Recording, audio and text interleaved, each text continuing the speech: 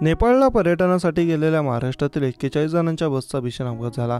बस नदीत कोसळून झालेल्या या दुर्घटनेत 14 पेक्षा जास्त जणांचं निधन झालं। मृतांमध्ये महाराष्ट्रातील भाविकांचा समावेश असल्याची माहिती समोर आली। मंत्री अनिल पाटील यांनी माहिती देताना म्हटलं की तासाभरापूर्वी मला ही माहिती मिळाली। जळगावचे जिल्हाधिकारी यांच्याशी मी तत्काळ संपर्क केला।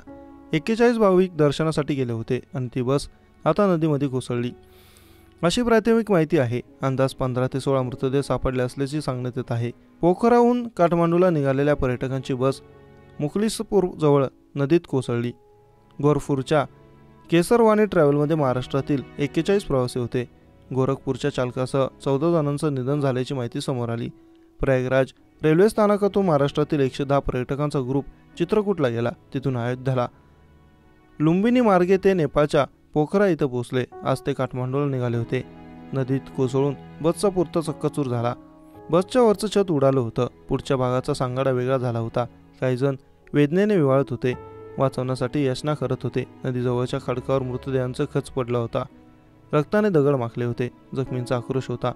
मन सुन्न करणारे अपघाताचे फोटो समोर आले आहेत। हा अपघात कशामुळे झाला याचं कारण अद्याप समोर आलेलं नाही। स्थानिक पोलीस आणि आपत्कालीन विभागाचे कर्मचारी प्रवाशांना रेस्क्यू करत आहेत। जखमींना तातडीने जवळच्या रुग्णालयात दाखल करण्यासाठी पाठवलं जात आहे। नेपाळच्या अधिकाऱ्यांनी दिलेल्या माहितीनुसार बस पोखराहून काठमांडूला जात होती। अपघातात मृत्युमुखी पडलेल्यांची माहिती मात्र अद्याप समोर आलेली नाही। त्यांची नावे समजू शकलेली नाहीत।